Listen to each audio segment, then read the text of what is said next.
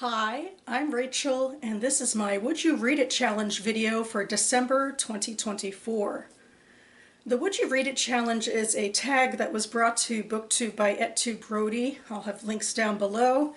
The point of this tag is to pick a variety of books, read the first sentence of said books, and then ask your audience if you would like to continue with said books. So I've actually been doing this tag for a while, but I've elongated it to, the first few paragraphs or so of a book because I thought one sentence isn't enough to get much of a feel. But it's a great opportunity for me to go ahead and look at past ballots of the BookTube Prize.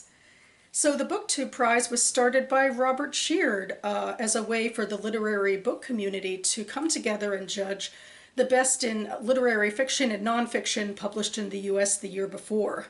We are about to start our 2025 season. I think we're in the tail end of when you can sign up as a judge if you're interested, so I'll leave a video link down below if you'd like more information. I myself have been an official judge for 5 years. 2025 will be my 6th year. And we start with these really long lists of 48 books per division. And I've actually only been playing with fiction in this tag because it's just kind of overwhelming after all. And so, every long list we have in the Octafinals is broken down into 8 groups of fiction and 8 groups of nonfiction with 6 books apiece. And I've just been going through the fiction lists chronologically and for this tag, and I am up to the 2021 Octafinals Group H, which is actually the very end of the fiction long list of 2021. Appropriate timing, I guess, for the end of this year as well. And then next year I'll go ahead and start with 2022. But anyway, of these 6 books of the 2021 Octafinals Group H, I have read 2 of them because they both made it to the finals, although they did not medal in the finals. But that was fun. Otherwise, I haven't read any of the other 4 books, but it's fun to at least give all of them a try. And after I read the first few paragraphs with you, I will give my thoughts about the books. And I'm always eager to hear from other people as well. These were kind of buzzy books a few years ago, so I'd love to hear your opinions. But anyway, without any further ado, let's get into it, starting with book number 1. 2017. I get ready for work and the post has been up for 8 hours. While curling my hair, I refresh the page. So far, 244 shares and 875 likes. I put on my black wool suit, refresh again. I dig under the couch for my black flats, refresh. Every time the numbers climb and the comments multiply. You're so strong. You're so brave. What kind of monster could do that to a child? I bring up my last text, sent to Strain 4 hours ago. So, are you okay? He still hasn't responded, hasn't even read it. I type out another, I'm here if you would like to talk, then think better and delete it. Send instead a wordless line of question marks. I wait a few minutes, try calling him, but when the voicemail kicks in, I shove my phone in my pocket and leave my apartment, yanking the door closed behind me. There's no need to try so hard. He created this mess. It's his problem, not mine. And that was from My Dark Vanessa by Kate Elizabeth Russell. Book 2. The morning one of the lost twins returned to Mallard, Lou LeBon ran to the diner to break the news, and even now, many years later, everyone remembers the shock of the sweaty Lou pushing through the glass doors, chest heaving, neckline darkened, with his own effort. The barely awake customers clamored around him, 10 or so, although more would lie and say they were there too, if only to pretend that this once they'd witnessed something truly exciting. In that little farm town, nothing surprising ever happened, not since the Vignes twins had disappeared. But that moment, in April 1968, on his way to work, Lou spotted Desiree Vignes walking along Partridge Road, carrying a small leather suitcase.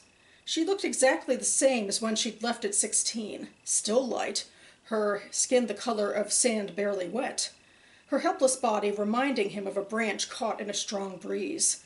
She was hurrying, head bent, and, Lou paused here, a bit of a showman. She was holding the hand of a girl, 7 or 8, and as black as tar. and that was from The Vanishing Half by Britt Bennett. Book 3, Mentor. We had agreed to meet at the fountain in front of McDonald's at Slevikov Square. By my American standards, G was late, and as I waited for him, I browsed the bookstalls the square is famous for, their wares piled high under awnings in front of the city library. Really, it wasn't a fountain anymore. It had been shuttered for years, since faulty wiring stopped a man's heart one summer as he dipped his fingers into the cool water there. It was December now, though winter hadn't yet really taken hold. The sun was out, and the weather was mild. It wasn't unpleasant to stand for a bit and browse the books on display. From the beginning of the year, G had caught my attention, at first simply because he was beautiful, and then for the special quality of friendship I thought I saw between him and another boy in my class, the intensity from which G sought him out, and the privacy he drew about them. It was familiar to me, that intensity, a story from my own adolescence, as was the basking ambivalence with which the other boy received it, how he both invited it and held it off. I had some idea then what we would talk about and why school didn't offer enough secrecy for us to talk about it there, but I was still curious. He wasn't a student I was particularly close to. He didn't stop by my room outside of class. He had never confided in me or sought me out, and I wondered what crisis was bringing him to me now. And that was from Cleanness by Garth Greenwell. Book 4, 1, Red. Still hours of dark to go when I left the house that morning. I cycled through reeking Dublin streets that were slick with rain. My short green cape kept off the worst, but my coat sleeves were soon wet through. A waft of dung and blood as I passed a lane where livestock were waiting. A boy in a man's coat shouted something rude at me. I pedaled faster, past a motor car creeping along to eke out its petrol. I left my cycle in the usual alley and I clipped the combination lock onto the back wheel. German manufacture, of course. How would I replace it when its mechanism rusted up? I let down the side tapes of my skirt and took my rain-soaked bag out of the basket. I'd have preferred to cycle all the way to the hospital, and it would have brought me there in half the time the tram took, but matron wouldn't hear of her nurses turning up in a sweat.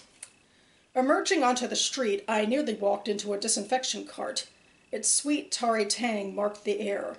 I ducked away from the masked men who were spraying the gutters and feeding their hose through the grating of gully after gully. And that was from The Pool of Stars by Emma Donoghue. Book 5, Monday, 4:04 p.m., Item 12.2, Conversation, Rhetorical Questions. Magella? Her ma's voice was coming from the hallway. Magella pulled the duvet over her head, balled it in her ears, and closed her eyes. Magella! She could still hear her ma's oversized monster slippers slapping closer on the stairs. Joke slippers were item 10.4 on Magella's list. Magella, are you still lying in your pit?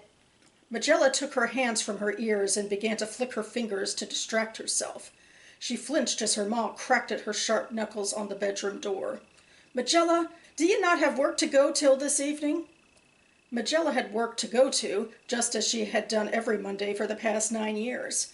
And Magella knew that her ma knew that because her work schedule and weekly mass were the only routines their lives revolved around. She didn't know why her ma was asking her a question that she already knew the answer to, so she didn't reply. And that was from Big Girl, Small Town by Michelle Gallen. And finally, Book 6. What is the Internet? 1 week before my wedding day, upon returning to my hotel room with a tube of borrowed toothpaste, I find a small bird waiting inside the area called the antechamber, and know within moments it is my grandmother. I recognize the glittering hematite eyes, the expression of cunning disapproval. The odor of a gem at close of day encircles her. What is the Internet? The bird says, does not say. Her head is the color of warning, sharp curve yield yellow. The eyes on either side of the Cro-Magnon crown are aligned the way hers were in shoddy cornflower pencil, as if to say, really, look here. Her hair, that had throughout her life hurled silvery messages skyward, has been replaced by orderly navy stripes that emanate down her pate like ripples in silk. Under the beak where her unpronounced chin would have been, 4 regal feathers pose, each marked by an ebony dot. She hovers inches above the sofa's back, chastened and restless by her new form. The toothpaste lands with a dull thud on the carpet. I'm silent when stunned. No getting me to talk. And that was from Parakeet by Marie-Helene Bertino. Okay, so I guess I'll start with the first two, which are the two I read. They made it to the finals of the BookTube prize. Of those two, My Dark Vanessa was my favorite. It was a story about a sexual abuse scandal in the 2000s and about a teacher taking advantage of a student. And our narrator is a grown woman who, back in the day that she was a student, also was taken advantage of by this man. And I think the book, in large part, is her coming to terms with what the relationship really was, because she didn't necessarily see it as abuse to begin with, but, you know, the Me Too movement kind of shifted her understanding. And then also, you know, this more recent victim who came forward, so shifted her understanding. Of course, to start with, I guess you realize how just obsessive she is in that internet way about a breaking news story, that she has to refresh it all the time. And then, of course, she's desperate to get in touch with Strain, and you see then that they have at least some sort of relationship going on now. But even in the beginning, it seems like, you know, she kind of understands that, you know, he's not just the victim here. But yeah, I did like this one a lot. I think I voted for it in third place, in fact. For The Vanishing Half by Britt Bennett, I didn't vote for that to, you know, medal, but, and it didn't medal, but it was obviously a very popular book in the BookTube Prize and elsewhere. It was a book, I feel like the writing style and the story are kind of in line with Toni Morrison even, although I didn't like it as much as some Toni Morrison stories. I think some of the characterizations were a little too dramatic for me, and it was like, I don't know, some of it might have been strange marketing about like what, you know, the back cover said the story was about versus the actual main characters in the story. But it is about colorism in the US, that it takes place, we start in like a small town that's predominantly black, and we're following two sisters who are very light-skinned, and one of them decides to pass as white and then one of them doesn't. And so it tracks those realities and sort of the decisions you make to deny your identity, and how it plays into institutional racism and how it affects your children, you know, going down the generations. Of the remaining 4 books, I think it's pretty obvious I would have to say that this is the one I am most likely to read. And unlike most of the videos I make, I'm actually going to read this book sometime in the future because I own it, so it would be nice to ultimately read it. I have even read page 112 on the page 112 tag TBRs I do sometimes, and I've been intrigued by it, and including this setup of, you know, obviously a nurse going to work, and she comes across a situation that all of us who've been through the pandemic might understand now. This is historical fiction around the Spanish flu. I know page 112 takes place in the hospital where the characters are dealing with people who are sick, and some of them are particular characters, you know, fun to follow, I think, I hope.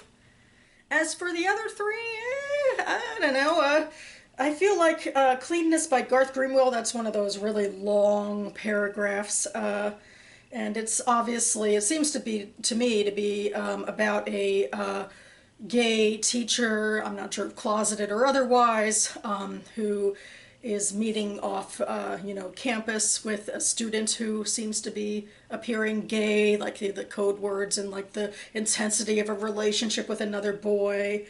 And I guess it's an intriguing setup. I mean, it's mostly just the teacher ruminating and thinking, okay, this is what's going to happen here. So nothing's necessarily happened yet. But you know, the drama promises there. Then we have Big Girl Small Town, which, I don't know, there's something about this that seems to lend itself to some sort of, you know, hick Southern American stereotyping, like the Magilla, are you still lying in your pits? I don't know, I can just hear the bad accents with that. And I feel like it almost takes away from this, like I'm having trouble taking it seriously. There just seems to be like, also it's just dramatic, obviously, because we're talking about a mother and a daughter who have a very small life, it seems like, if it's only work and master the only important things in it, apparently. And there seems to be some tension between the two of them.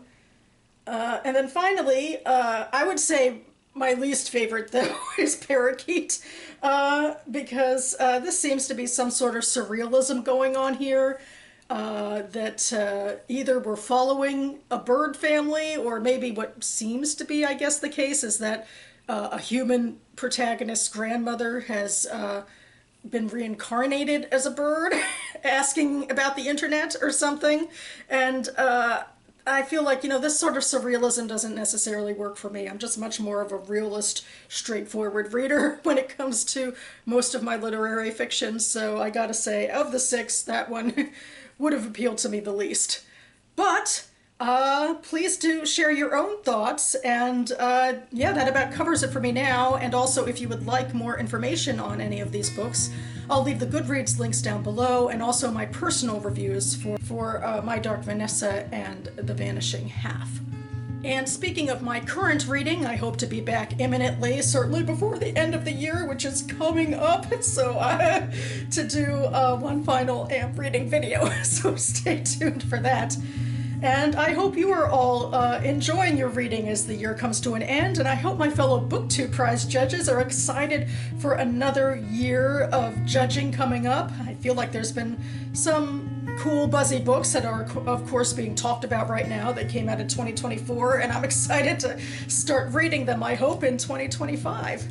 So yeah, in the meantime, thanks so much for watching, everyone, and I'll see you next time.